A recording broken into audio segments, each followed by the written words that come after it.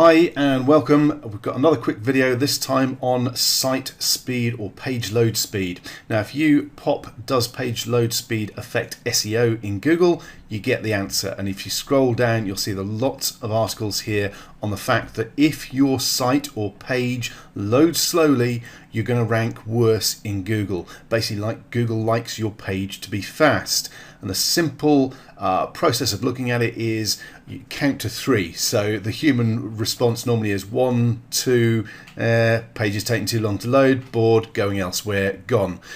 Basically, if your page or your site takes more than 3 seconds to 4 seconds to load, you are going to be losing visitors, which is why Google doesn't like it. So you've got to make sure your site loads as quickly as possible, which is where WordPress cache plugins come in. Unfortunately, they're not as good as most of them would have you believe. Okay, this video is not going to be about going through all those different cache plugins and testing them all. It's going to be about one particular plugin that I believe is the best based on my testing, but I will declare the fact that I know the guys behind it, and if you go through from a link below this video and buy a copy, I will probably get a commission, hopefully. But it is based on this being really good. Okay, what I'm going to do is run through a speed test so you can see what it will do to your page load speed. Okay, so here we are on a site called GT Metrics, and it's a free site that will test your page load speed. So all I'm going to do is pop in the URL for one of my many test blogs, click on test your site, and it will take a few moments to run. Now there is a note here, I'm actually running this in an incognito browser because I'm actually logged into this site in a different browser. I'm actually logged in Microsoft Edge, because when you're logged into WordPress, if you run the test in the same browser, it will load quicker because stuff is already loaded up.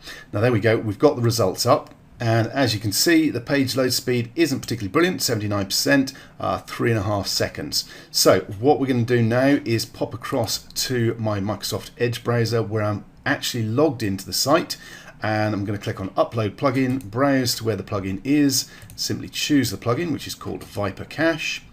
Click on install now. It'll take a second or two to install it, and once it's installed, basically I'm going to go into the menu and activate it as well, make sure it's actually working. So it'll take a second or two, and as you can see, it's saying Viper Cache is activated, but it's unlicensed. So I'm actually going to pause the video for just a moment or two while I pop in my license key, because I don't want you copying my license key. I'll be straight back in just a moment. Okay, so I've activated my license and I've quickly come into the Viper Cache settings and switched it on basically. I've also enabled HTTPS because I've got a SSL certificate on this site. There are some extra bits here that I can switch on, play with, but the main thing is switch it on. Okay, so let's go back across to Gmetrics. So we're now back on the Gmetrics site with the initial results that we got.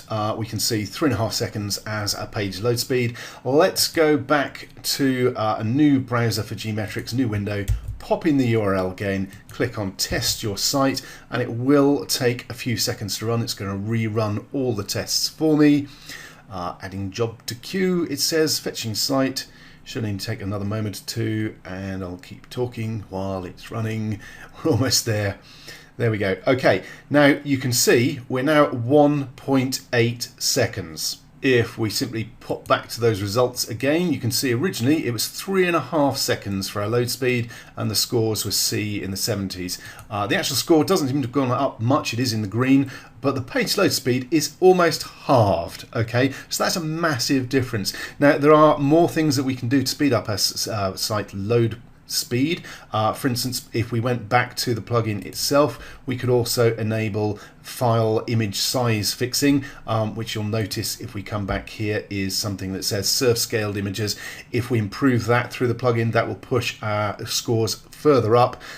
There's other bits we can do. Again, the improvement simply from switching the basic defaults for the cache plugin on are pretty significant, but there's more we can do with the plugin as well. So you can see the kind of difference using the right cache plugin makes. A Viper Cache is by far my preferred recommendation. It does the job and it does it really well. Now, one quick note, when you first install the cache plugin, before you come and run the speed test, it is actually worth loading up the site itself. It depends on how many visitors you get to your site. This site gets quite a few visitors, so it's likely someone's already hit the site and initiated the cache itself, so it's done its job. Whereas if your site isn't getting a lot of visitors, you might want to just go to the site, put it in your browser, refresh the site, just so the cache has done its job and created a cached version of the page, then run the speed test, because that's when the speed increase will kick in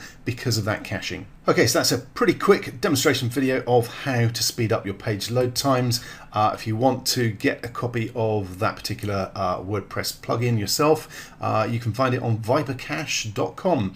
So feel free to pop over there and have a look and check it out for yourself. Thanks very much for watching.